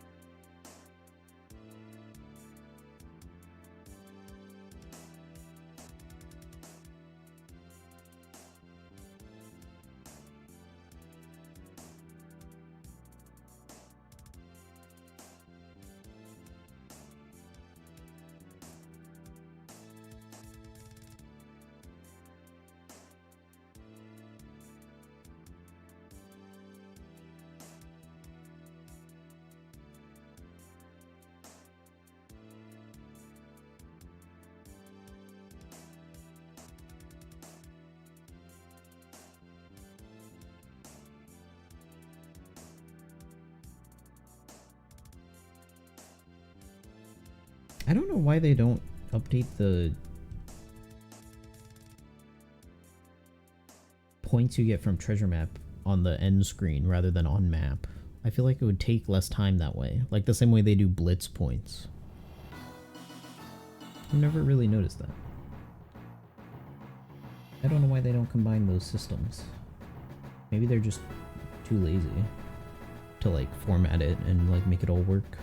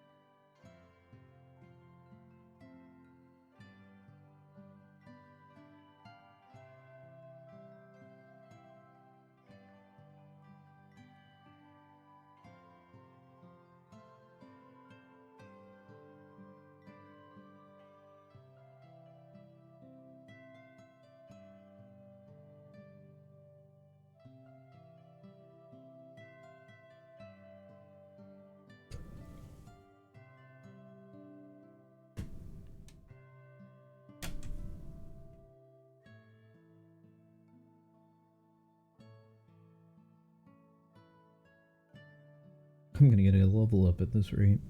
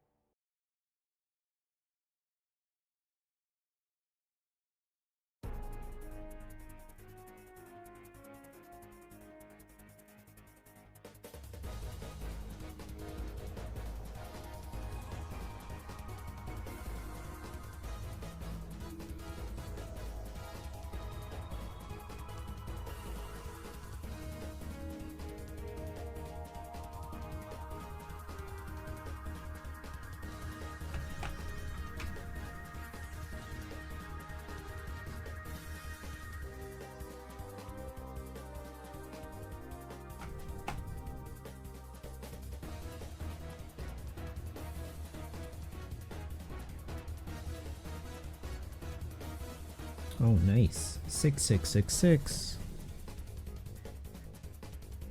Any way to get 264 more points.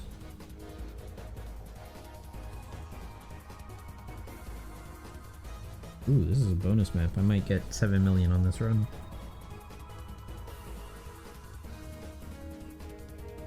Yeah, I might.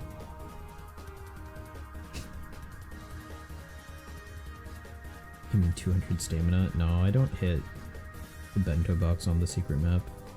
I get it on the normal map, like, consistently. But on the secret map, I, for some reason, have just a lower rate of getting it. I don't know what it is.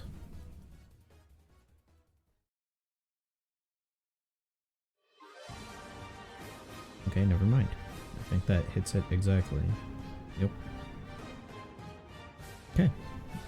You were right. Unless I accidentally tap a different direction.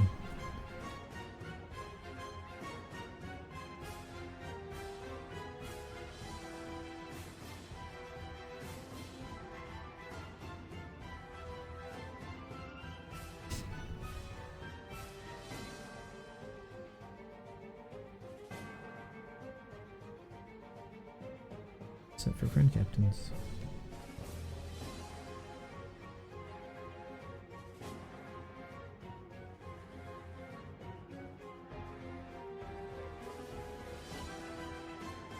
Even rejoining the game in the middle of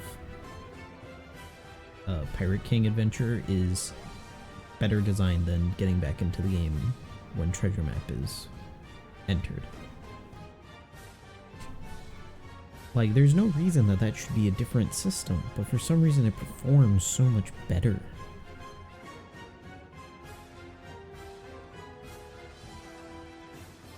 Like, it's so funny.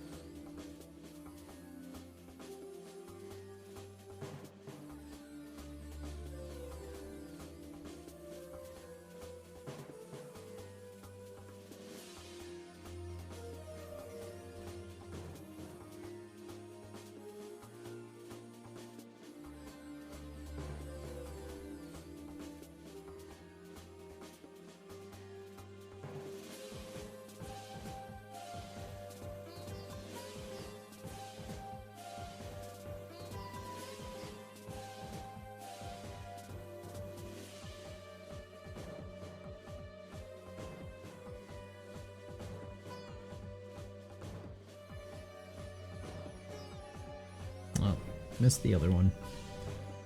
And missed the secret spot. Very good.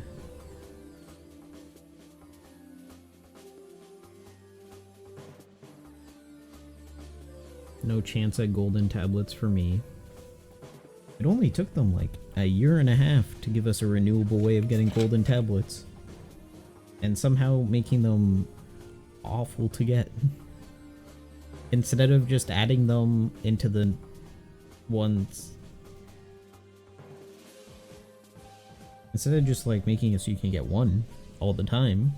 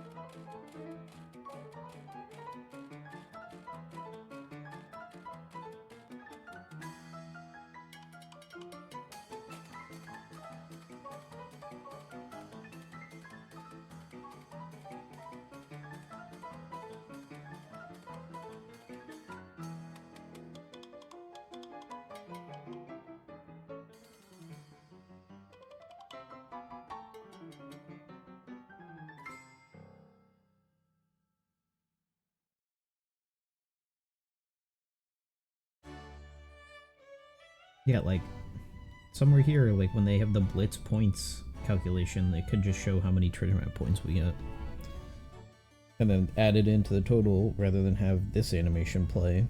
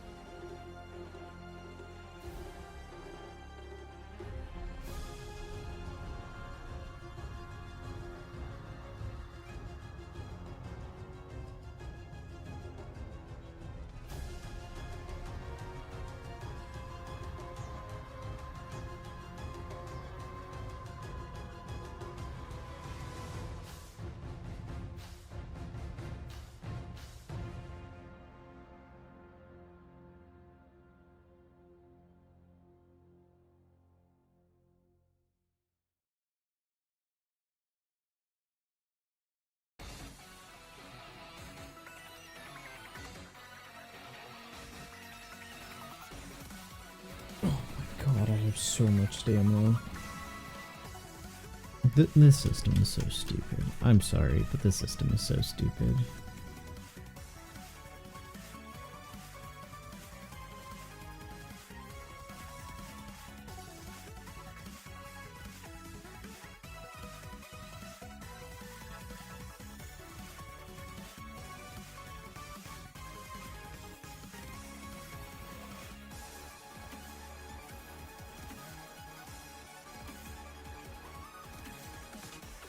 Alright. Let's do this legend ticket, and then I'm gonna call it. I need to go feed my dog, and I myself am hungry. I haven't eaten all day. God, I can hear my stomach.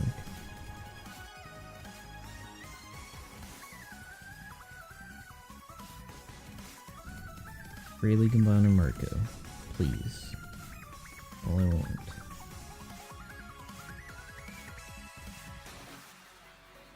Okay.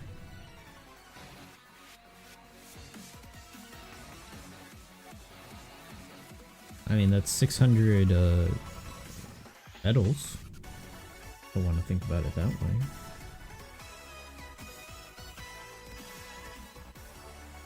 That normally costs 600 medals. My first dupe of Maria? That's pretty surprising.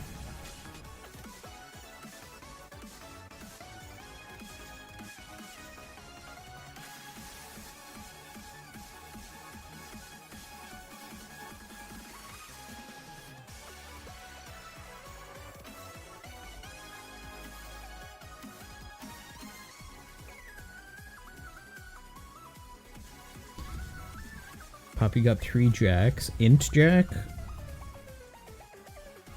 Did he pull for Jack? Like, were they all dupes? Or were they new? Because if they're new, at least it's something, but like Jack's more usable than Black Maria, though. Dupes? Oof. Hopefully it just leveled up stuff and not, I don't know. I just want Marco, dude. I just want more EXP because I like leveling. Like, that's the only thing. Because it lets me level and it lets me level up units. Alright. Alright. Alright. Alright. Alright. I am done for the day. Probably gonna be here tomorrow. If I hit 10 million tonight, then tomorrow's just gonna be a database stream, so be ready for that. Yeah, that's it. Yeah. Alright, let me... Is Twitch gonna let me see my chat, or is it gonna be weird? It's gonna be weird.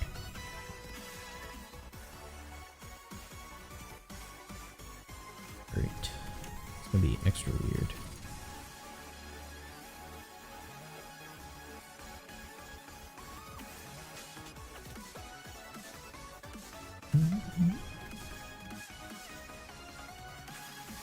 Oh, Bandai Namco is streaming. Let me host them. Hahaha. Nice joke.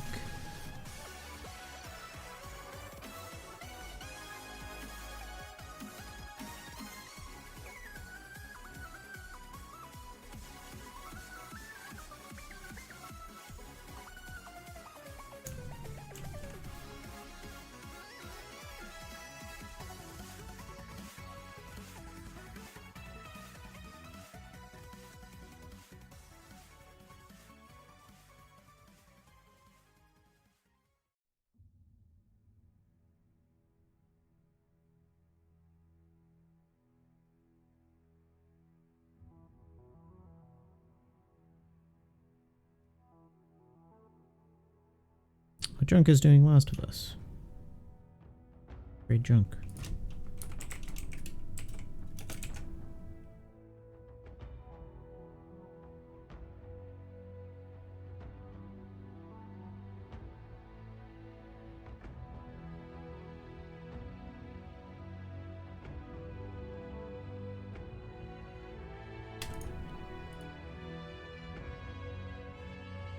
might chat load. I'm going to factory reset this PC, I swear to God.